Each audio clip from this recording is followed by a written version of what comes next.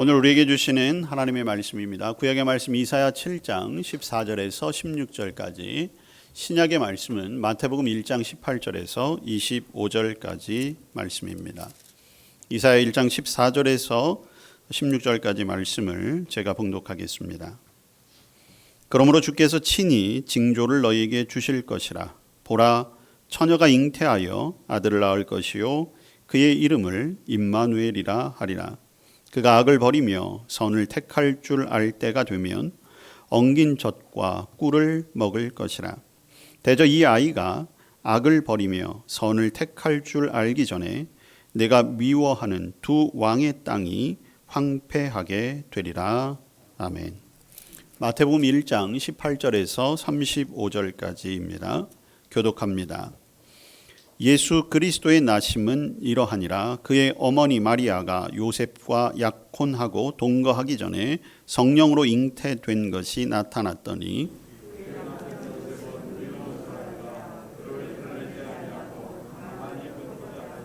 이 일을 생각할 때에 주의 사자가 현몽하여 이르되 다윗의 자손 요셉아, 내 아내 마리아 데려오기를 무서워하지 말라. 그에게 잉태된 자는 성령으로 된 것이라.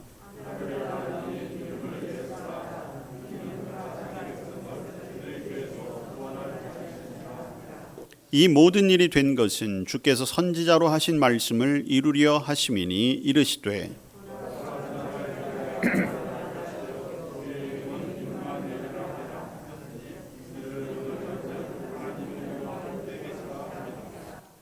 요셉이 잠에서 깨어 일어나 주의 사자의 분부대로 행하여 그의 아내를 데려왔으나 동침하지 아니하더니 나음의 이름을 예수라 하니라.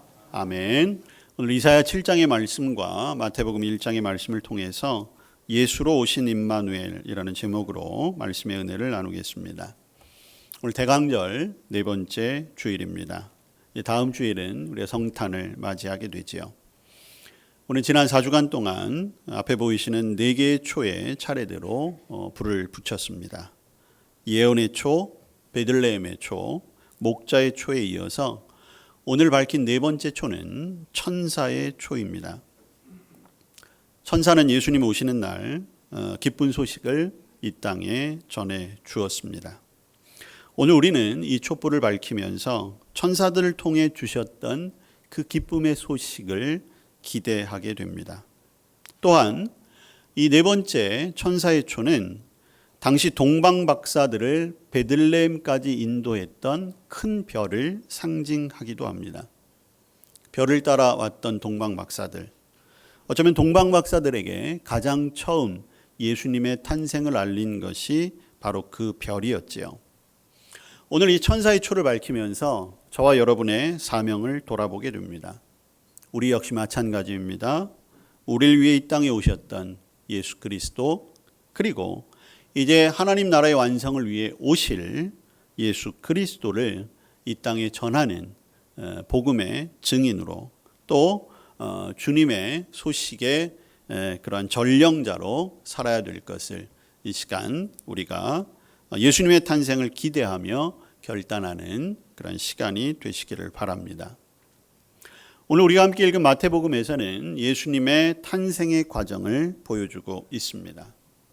마리아와 요셉이 약혼했어요. 그런데 그들이 동거하기 전에 마리아가 임신을 하게 되지요. 여러분, 마리아와 요셉에게 있어서는 얼마나 당황스러웠겠습니까? 역사적으로 볼 때 당시 마리아의 나이가 16세에서 18세 정도 되었을 것이라고 이렇게 추정합니다. 아직까지 이 사실을 받아들일 만한 어떠한 준비도 되어 있지 않지요. 오늘 마태복음에는 요셉의 이야기만 이렇게 보여지지만 사실 가장 당황스러웠을 것은 아마 마리아였을 거예요. 이 사실을 누구에게 알리기도 힘들고, 왜냐하면 당시에 결혼하지 아니한, 특히 처녀가 임신을 하게 되었을 경우에는 당시 율법에 따라서 즉각적인 그런 처형이라고 그러나요? 사형에 이를 수 있는 그런 큰 범죄였어요. 마리아 입장에서는 뭐 감당할 수 없는 큰 그런 두려움이지요. 요셉의 입장에서는 마리아가 임신을 했다는 이야기를 들었을 때 어떤 마음이 제일 먼저 들었을까요? 뭐 황당함, 또 한편으로는 의심, 배신감. 그런데 오늘 마태복음에 등장하는 요셉은 이 모든 일을 그냥 덮고자 했습니다. 마태복음의 표현에 따르면 요셉이 가만히 끊고자 했다라고 하는 거예요. 아마도 요셉은 마리아를 생각하던 마음이 있었던 것 같습니다. 자, 그런데 더 황당한 소식이 이제 요셉을 좀 혼란하게 하지요. 마리아에게 임신했다는 이야기를 들었고 충격이 가시기도 전에 천사가 요셉을 찾아옵니다. 오늘 20절 말씀에 보면 주의 사자가 현몽했다는 거예요. 이제 꿈에 나타난 것이죠. 그러면서 요셉에게 말합니다. 마리아 데려오기를 무서워하지 말라. 그에게 잉태된 자는 성령으로 된 것이라. 여러분, 요셉도 아직 갈피를 잡지 못하는 그런 감정의 상태지요. 그런데 천사가 나타났다는 것은 요셉에게 있어서는 뭐 기쁨과 어떤 감격이라기보다는 더 큰 두려움이었을 거예요. 그런데 첫 마디가 두려워하지 말라, 무서워하지 말라는 거지요. 그러면서 천사가 해준 얘기는 더 이해하기 어려운 말이에요. 마리아가 임신을 했는데 그것은 성령으로 된 것이다는 거죠. 성령이라는 단어 자체도 생소합니다. 그리고 성령으로 잉태된다라고 하는 것은 도무지 어떤 것인지 알 수가 없는 상황이지요. 그런데 천사는 요셉에게 분명하게 이야기해요. 그리고 그 아이의 이름도 가르쳐 줍니다.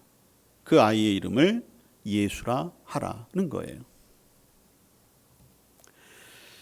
여러분, 예수님의 오심은 이렇듯 요셉과 마리아의 당황스러움 속에 오게 되는 거예요. 그리고 거기에 천사를 통한 말씀의 약속이 있었습니다.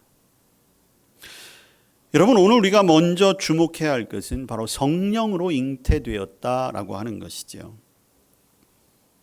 여러분은 성령으로 잉태되었다라고 하는 것을 믿으십니까? 확실히 믿으시나요? 세상에 많은 사람들은 이것을 절대로 믿을 수가 없지요. 그래서 많은 사람들은 이 동정녀 탄생을 신화 혹은 설화라고 이야기하기도 합니다. 그러나 여러분, 예수님께서 마리아의 몸을 통해 이 땅에 오신 것은 분명한 사실입니다. 진리지요. 그리고 성령으로 잉태되셨다는 것도 분명한 진리입니다. 여러분, 하나님이 세상을 창조하신 것을 믿으십니까? 하나님은 전능하신 분이시지요.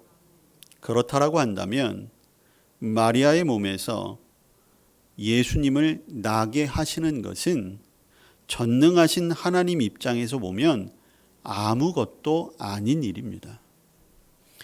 우리가 생각하기에 우리의 어떤 지식, 우리의 경험, 우리가 알고 있는 상식으로는 성령으로 잉태된다는 것은 있을 수 없는 일이지만, 그러나 하나님 편에서는 언제든지 행하실 수 있는 일이라는 거죠. 여러분, 예수님이 성령으로 잉태되셨다라고 하는 것을 우리가 믿음으로 고백할 때에 이것은 우리의 삶에도 중요한 신앙의 출발이 됩니다. 여러분, 예수님께서 성령으로 잉태되셨다는 것은 오늘 우리 안에 하나님이 함께 계신다라고 하는 믿음의 고백으로 이어지는 거예요. 왜 그렇습니까? 여러분, 우리는 하나님을 아버지라고 부르고 있어요. 왜 그렇습니까? 하나님이 우리 안에 오셨기 때문이지요. 마리아를 통해 예수님이 이 땅에 오신 것처럼 성령을 통해 저와 여러분은 하나님을 아버지라고 부를 수 있게 된 것이에요. 그래서 오늘 성령으로 잉태하셨다라고 하는 그 신앙의 고백이 중요한 것이죠.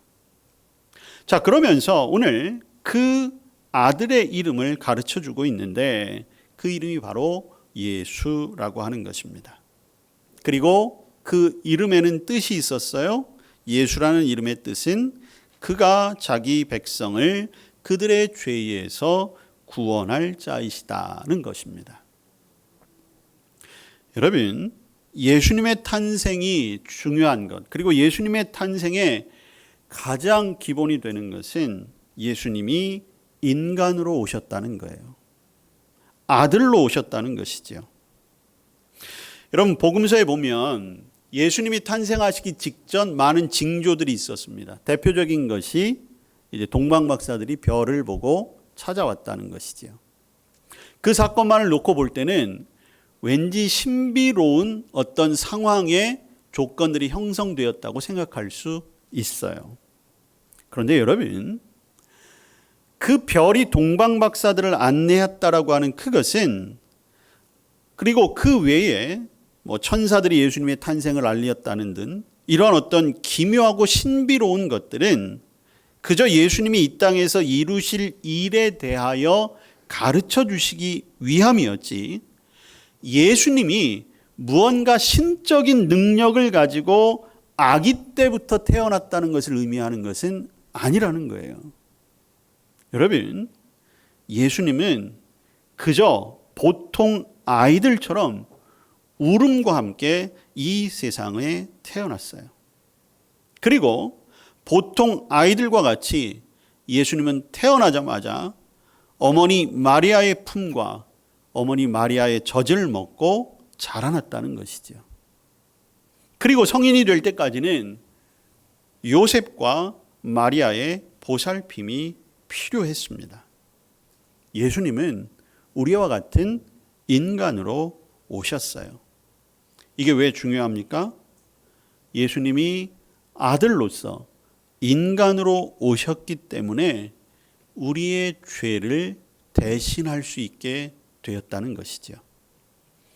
그래서 오늘 그의 이름 예수, 그가 자기 백성을 그들의 죄에서 구원할 자다라고 하는 것은 예수님이 이 땅에 인간으로 오신 목적을 분명하게 드러내는 것입니다. 사실 이 예수라고 하는 이름, 이것은 헬라어식 표현이에요. 당시 유대인들이 사용했던 언어는 히브리어지요. 그리고 사실 예수님이 사용하셨던 언어는 아람어라고 하는 언어예요. 이 히브리어와 아람어는 이제 사용하지 않는 죽은 언어가 되었죠. 자, 그러나 성경의 기원을 따라가서 그 이름의 원래 뜻을 본다면 사실 예수라고 하는 것은 히브리어 여호수아의 헬라식 표현이에요. 그러니까 예수님의 이름은 히브리 이름으로 부르면 그냥 여호수아라고 부르면 되는 거예요. 여러분, 우리는 여호수아라고 하는 이름을 알지요. 구약의 여호수아가 등장하잖아요. 여호수아는 사실 굉장히 흔하게 사용되는 그런 이름이었어요. 요셉도 마찬가지예요. 야곱도 마찬가지예요. 시몬이라는 이름도 마찬가지예요. 우리나라에서 철수, 영희 이런 이름들이 많은 것처럼 당시 흔하게 사용되어지던 이름이 사실은 여호수아라는 이름이었어요. 그리고 여호수아라고 하는 이름의 뜻이 하나님은 구원자라는 뜻이에요. 여러분, 구약의 여호수아는 그 이름처럼 이스라엘 백성들을 가나안 땅에 잘 정착하게 했습니다. 그런데 여호수아가 그렇게 어떤 그 힘을 가지고 있었던 것은 모세의 지도력을 이어받았을 뿐만 아니라 여호수아에게는 아주 그 용맹함이 있었어요. 힘이 있었던 거지요. 자, 예수님에게서도 그 이름이 가지고 있는 힘이 분명히 있었습니다. 그렇지만 여호수아, 구약의 여호수아가 가졌던 것과는 조금 달라요. 예수님은 자신의 힘을 한 번도 과시한 적이 없습니다. 예수님이 능력이 없어서일까요? 아니에요. 예수님이 기도만 하면 수만의 천군 천사들을 동원하실 수도 있었습니다. 그런데 예수님이 생각하셨던 힘은 그런 힘이 아니에요. 오히려 악을 선으로 이기는 것이었습니다. 죄에 대하여 참고 인내하는 힘이셨던 거죠. 그렇지만 결국 그 예수님의 그 능력이 이 세상 마지막 날 모든 악을 이기는 승리가 된 것입니다. 또한 오늘 예수님 그 가운데 그가 자기 백성을 그들의 죄에서, 이런 표현이 있어요. 여러분, 이 자기 백성이라고 하는 말도 역시 마찬가지죠. 여러분, 자기 백성이라고 하는 것은 두 가지 의미가 있어요. 백성이라는 의미도 있지만 자기 백성이라고 한다면 왕이 있어야 한다는 것이죠. 즉 예수님은 우리의 왕으로 오신 것이에요. 평화의 왕으로 이 땅에 오신 것입니다. 여러분, 예수님은 모든 인류, 모든 인간의 왕으로 오셨어요. 좁은 의미에서 본다면 예수님을 구주로, 구원자로 고백한 사람들의 왕이라고 할 수 있겠지만, 그러나 예수님은 모든 사람의 구원을 위해, 그리고 모든 사람의 왕으로 이 땅에 오신 것이죠. 그렇지만 예수님은 힘과 권력으로 질서를 세우시는 분이 아니셨어요. 왕으로 오셨지만 끝까지 온유와 겸손함과 사랑으로 우리를 다스려 주시는 왕이셨던 거지요. 오늘 우리가 성탄을 기대하며, 여러분, 우리는 왕의 통치 아래 왕의 길을 따라가야 하지 않겠습니까? 그렇다라고 한다면 우리는 하나님의 백성으로 우리에게도 예수님이 지니셨던 온유와 겸손과 사랑이 있어야 하는 것이죠. 이렇게 왕으로 오신 예수 그리스도, 그분은 무엇보다도 우리의 죄, 그들의 죄에서 구원하시기 위해 오신 분이셨어요. 여러분, 무엇보다도 예수님이 이 땅에 오신 가장 근본적인 이유가 여기에 있습니다. 왜냐하면 이 죄의 문제가 해결돼야 하는 거예요. 그래야 진정한 하나님 나라가 시작되는 것이죠. 예수님은 우리의 모든 죄를 해결하시기 위하여 이 땅에 오셨습니다. 그리고 십자가를 통해 분명히 해결하셨어요. 여러분, 아담의 범죄 이후에 에덴 동산이 파괴되어지고 그 이후로 우리는 하나님의 통치에서 벗어났었습니다. 그런데 이제 예수님이 오심으로 우리들을 그 죄에서 구원해 주심으로 말미암아 다시 하나님의 품 안으로 들어갈 수 있게 해 주신 거예요. 그리고 우리의 삶에 하나님의 통치하심이 임하게 된 것이지요. 그렇기 때문에 예수님이 오시는 날 하늘도 달과 별도 그리고 천군과 천사도 들에서 양을 치던 목자들도 찬양할 수 있었던 것입니다. 멀리에서부터 가장 귀한 것을 가지고 왔던 동방박사들이 주님을 찬양하고 예물을 드릴 수 있었던 이유, 그것도 역시 마찬가지예요. 우리를 죄에서 구원하시기 위해 오셨기 때문이지요. 그 이름대로 예수님은 우리를 구원해 주시기 위해 이 땅에 오셨습니다. 자, 그런데 이 모든 일이 어떻게 이루어졌습니까? 자, 오늘 1장 22절 말씀을 보시면 이 모든 일이 된 것은 주께서 선지자로 하신 말씀을 이루려 하심이다는 거예요. 여러분, 예수님이 오신 것은 어느 한순간 일어난 이벤트가 아니라는 거죠. 태초부터 하나님의 계획하심이 있었어요. 하나님의 일하심이 있었다는 것이죠. 여러분, 이 말씀은 이미 우리가 오늘 함께 읽은 구약 이사야 7장 14절에서 예언된 말씀이 그대로 이루어졌다는 것을 보여주고 있습니다. 이 말씀은 비단 이사야서에서만 처음 시작된 것도 아니에요. 여러분, 이 예언의 시작은 그 기원을 따져가면 창세기에서부터 찾을 수가 있습니다. 여러분, 창세기 3장을 읽어보시면 아담과 하와가 범죄한 이후에 하나님께서 그 죄에 대한 대가를 치르게 하세요. 남성은 남성대로, 여성은 여성대로 그 죄의 대가를 치르고, 그리고 아담과 하와를 꾀었던 뱀에게도 하나님께서 징계와 저주를 내리시는데, 그 징계와 저주 가운데 이런 말씀이 있어요. 너와 여자의 후손이 원수가 될 것이고, 그리고 여자의 후손이 내 머리를 상하게 할 것이다. 이런 표현이 나와요. 여러분, 창세기에서 뱀은 악, 그리고 사탄 마귀를 상징하지요. 그런데 그 사탄 마귀의 종말이 어떻게 되느냐? 여자의 후손에 의해 머리를 짓밟히게 된다는 거예요. 여러분, 여자의 후손이 누구입니까? 그리고 그 사탄, 악의 머리를 짓밟을 자는 오직 메시아이시거든요. 바로 예수 그리스도의 사역의 준비가 시작되었던 것이죠. 여기서 그친 것이 아니에요. 예수님이 오시기 약 2000년 전에 하나님께서는 아브라함이라는 사람을 택하십니다. 그리고 아브라함에게 약속하세요. 여러분, 아브라함에게 많은 축복을 하셨던 거 기억하시죠? 그리고 그 축복 후에 아브라함의 후손 가운데 메시아가 올 것이다 약속해 주셨습니다. 그리고 아브라함과 이삭의 후손이었던 야곱, 이제 야곱은 후에 이스라엘이 되고 그의 아들 12아들이 지파를 만들게 되는데, 그 12아들 가운데 유다 지파의 후손에서 메시아가 나올 것이다 말씀하셨죠.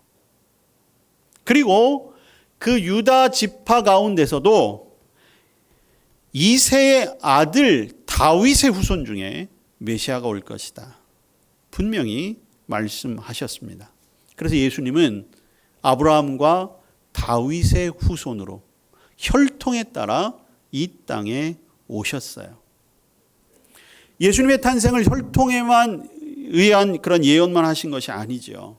미가 선지자는 그 예수님이 베들레헴이라고 하는 아주 작은 동네에서 태어날 것이라는 것도 예언했습니다.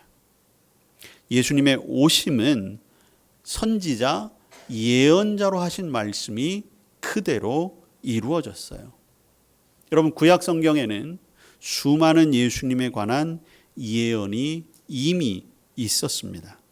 그리고 그 예언이 성취된 것이에요. 하나님의 계획하심이 예수님을 통해 분명히 이루어지게 된 것이지요. 그런데 하나님께서는 그 오실 메시아 예수님의 이름을 이미 임마누엘이라고 하셨어요. 그리고 임마누엘의 뜻은 무엇입니까? 하나님이 우리와 함께 계신다. 여러분, 예수님이 이 땅에 오신 것은 우리를 죄에서 구원하시기 위함이요, 두 번째는 우리와 함께 하시기 위해 오신 것입니다. 하나님이 우리와 함께 계시다. 여러분, 아이에게 가장 든든한 버팀목이 되는 것은 부모입니다. 아이는 부모하고 있을 때 가장 안정감을 느끼죠.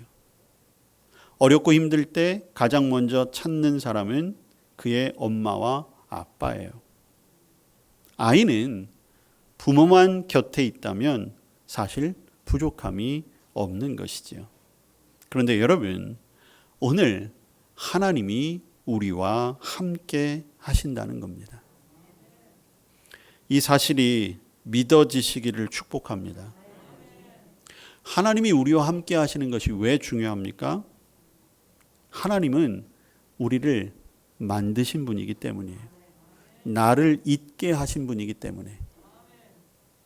여러분, 어떤 물건이든지 그것을 만든 사람이 제일 잘 알지 않겠습니까? 나를 제일 잘 아는 분, 내가 아니에요. 나를 만드신 하나님이 나를 가장 잘 아십니다. 누구보다도 하나님이 나를 잘 이해하세요. 그분이 우리와 함께 하시는 거예요. 또한 그분은 우리를 사랑하시기 때문에 우리와 함께 하시겠다는 겁니다. 하나님이 우리를 얼마까지 사랑하셨어요? 죽으시기까지 사랑하셨잖아요. 예수님이 십자가에 달리셨습니다. 하나님이 십자가에 달리신 거잖아요. 그때 우리를 향한 외침은 오직 한마디였을 것입니다. 내가 너를 사랑한다. 나를 사랑하시기 때문에 죽음도 불사하셨고 고통도 감내하신 것이지요. 하나님이 우리에게 오신 이유, 우리를 돌보시기 위함이에요. 하나님 분명히 약속하셨습니다. 내가 너희를 고아와 같이 내버려 두지 않을 것이다. 우리가 외로운 거, 우리가 고통당하는 거, 우리가 힘들어하는 거 하나님이 보는 것 원하지 아니하세요. 그래서 오늘도 우리와 함께 하시는 것입니다. 우리를 돌보기 위해서, 우리를 지키시기 위해서, 우리를 보호하시기 위해 임마누엘로 우리에게 오신 거예요. 그런 의미에서 오늘 우리와 함께 계신다라고 하는 것이 어떤 의미인가를 우리가 분명히 알아야 합니다. 첫째는 우리와 함께 계시기 때문에 하나님과 우리와의 관계가 회복된 거예요. 화목하게 된 것이죠. 죄 때문에 하나님과의 우리의 관계가 다 깨졌어요. 불완전하고 죄악 덩어리인 우리가 하나님과 만날 수 있는 기회가 없어요. 왜? 거룩하시고 완전하신 하나님을 우리가 어떻게 만날 수 있겠습니까? 그런데 하나님이 우리를 찾아와 주신 거예요. 하나님이 친히 작정하시고 우리의 죄악을 근본적으로 치료하시고 우리와 함께 하시겠다는 거지요.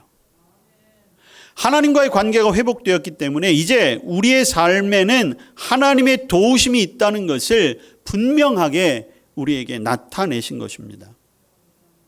여러분, 우리는 구원받았어요. 하나님이 우리와 함께 하시기 때문에 여러분, 우리가 사람으로서는 이 세상과 사탄 마귀와 싸울 만한 능력이나 지혜가 없어요. 여러분, 우리가 얼마나 연약한 존재인지 우리는 사실 우리를 힘들게 하는 슬픈 일이나 환난 가운데도 몇 번씩 무너져 내려요. 절망에서 헤어나오지 못할 때도 있다는 것이죠. 삶을 포기하고 싶을 순간에까지 이를 때도 얼마나 많은지 몰라요. 근데 우리가 이길 수 있는 힘이 어디에 있습니까? 하나님이 계시기 때문이에요. 하나님이 우리를 지키시기 때문입니다.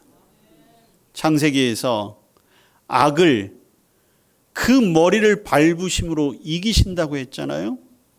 그 하나님이 우리 안에 있는 죄와 모든 악함을 발로 밟아 이길 수 있게 하시는 것입니다. 그분이 우리와 함께 하신 거예요. 더욱이 그분이 우리와 함께 하신다고 했는데 어떠한 조건도 없습니다. 그저 주님의 이름을 부르기만 하면 되는 거예요. 어떠한 부담도 가질 필요 없습니다. 그분의 이름을 부를 사람이 정해진 것도 아니에요. 불완전하고 심히 부패하고 죄악 덩어리인 우리, 치료 불가능한 우리였지만 우리가 이름을 부르기만 하면 그 누구보다도 우리에게 다정한 친구로, 우리를 지키시는 분으로, 그리고 우리의 영적인 부모로 우리와 함께 하시는 것입니다. 그리고 우리와 함께 하시기 때문에 이제는 다시는 헤어지지 않는 거예요. 여러분, 에덴 동산에서는 잠시 결별이 있었어요. 끊어짐이 있었습니다. 그러나 이제 주님이 우리에게 오심으로 다시는 그런 일은 일어나지 않을 것입니다. 왜? 그리스도 예수 안에 있는 하나님의 사랑에서 우리를 끊을 수 있는 것은 아무것도 없기 때문이죠. 이 기쁜 소식이 바로 성탄의 소식입니다. 예수님으로 임마누엘로 우리에게 오신 그 주님, 우리는 그분을 마음을 다해 맞이해야 하는 것이죠. 여러분, 임마누엘, 이것은 기쁜 소식이지요. 하나님이 우리와 함께 하시다. 이거보다 더 기쁨이 어디 있겠습니까? 그런데 여러분, 한편으로 따지면 이것이 오히려 두려운 사람도 있어요. 왜? 아직까지 죄의 문제가 해결되지 않았다면 하나님이 우리와 함께 계신다는 것은 우리에게 오히려 심판의 소리가 될 수 있는 것이지요. 그래서 대강절이 필요했던 겁니다. 대강절 기간 동안 우리는 내가 할 수 있는 한 최선을 다해 우리의 죄의 문제를 해결해야 돼요. 우리가 죄의 문제를 어떻게 해결할 수 있겠어요? 우리가 해결할 수 있는 방법은 하나밖에 없지요. 회개하는 것밖에 없는 거예요. 지난 1년의 삶, 지나온 우리의 세월 속에 내가 하나님 앞에 부족했던 것, 하나님 앞에 온전히 서지 못했던 것, 주님의 말씀대로 살지 못했던 것을 회개하는 그 자리에 주님께서 임마누엘로 함께 하실 줄로 믿습니다. 여러분, 신앙이라고 하는 것은 새로운 시선을 갖는 거예요. 삶의 방향이 달라지는 것입니다. 이제는 죄와 세상을 향했던 우리의 발걸음과 시선을 주님께로 돌리는 것이죠. 여러분, 세상 사람들은 소위 말해 위인이라고 하는 사람들, 세상 속에 좀 영향력이 있는 사람들을 어떻게 해서든지 만나거나 그들의 삶을 따라가려거나 이렇게 애쓰는 경우가 많이 있지요. 때로는 그 사람들을 의지하려고 하기도 합니다. 그러나 저와 여러분이 의지할 분, 저와 여러분이 따라가야 할 분, 저와 여러분이 닮아야 할 분은 오직 한 분, 예수 그리스도인 줄로 믿으시길 바랍니다. 그런 의미에서 이 성탄은 우리에게 중요한 것입니다. 우리는 그분을 온몸으로 맞이해야 합니다. 왜냐하면 그분은 예수님, 우리의 죄를 구원하실 분이십니다. 그분은 임마누엘, 우리와 함께 하실 분이기 때문입니다. 오늘 요셉과 마리아가 당황스러움과 두려움이었지만 그러나 묵묵히 자신의 삶을 온전히 주님 앞에 내어드렸습니다. 천사의 음성을 듣고 순종했듯이 마리아가 자신의 몸을 기꺼이 주님 앞에 드렸듯이 이 성탄은 우리를 찾아오시는 그 주님을 우리 자신을 내어드림으로 준비하는 절기입니다.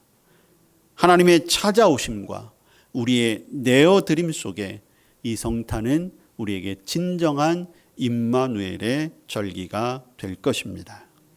우리를 구원하시기 위하여 오신 예수님, 그리고 우리와 함께 하시기 위하여 오신 임마누엘의 그분을 기쁨과 감격으로 맞이하는 저와 여러분 될 수 있기를 축복합니다. 아멘. 기도하겠습니다. 복된 절기를 주시고 우리에게 오신 주님 맞이할 수 있게 하시니 감사합니다. 예수님으로 임마누엘로 오신 우리 주님 맞이하며 그 기쁨과 감격을 이 땅 가운데 전하는 우리의 삶이 되게 하여 주시옵소서. 예수님 이름으로 기도합니다. 아멘.